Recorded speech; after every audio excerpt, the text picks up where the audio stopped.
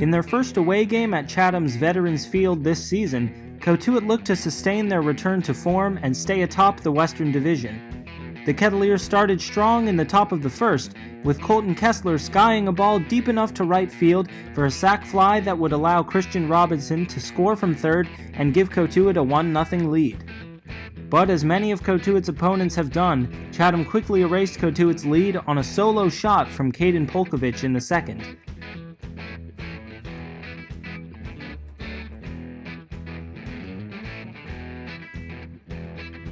But the score would stay knotted through the fifth, thanks to a great 11-strikeout outing from Kettleer starter Jackson Wolf, and great defensive plays like a running catch by hustling right fielder Christian Robinson. However, the last batter Wolf faced, Jamal O'Gwyn, would leave the greatest impression as he smoked a solo shot of his own to center to give Chatham a 2-1 lead in the sixth.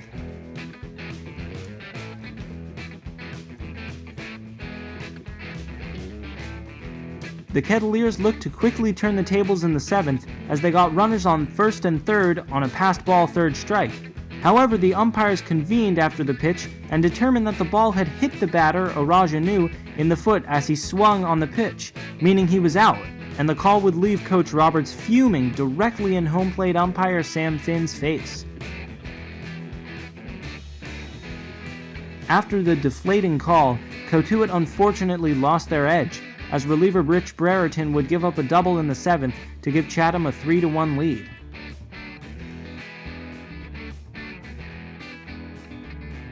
Cotuit would try to turn two to get out of the seventh, but an errant throw by Adam Oviedo on the turn allowed Chatham to score their fourth run.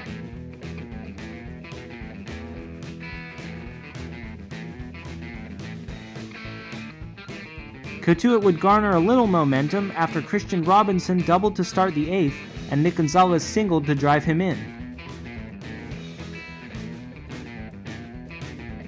That would be followed in the bottom of the eighth by a stellar but nonchalant catch by Robinson in right to take away a Chatham homer in front of the very short right field fence. But ultimately, Cotuit couldn't muster the rally they needed in the ninth, and Chatham would get the 4-2 win. Coach Roberts offered his thoughts after the game.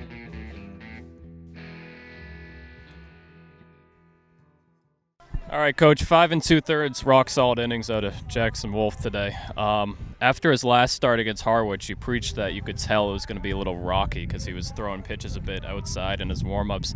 What did you think of him before he started this game, and did you see that roll into the game as it went on? Well, he has made a really good adjustment. I mean, he's got tremendous talent, and tonight I think you saw his talent and his talent level, and it's great to see it come out.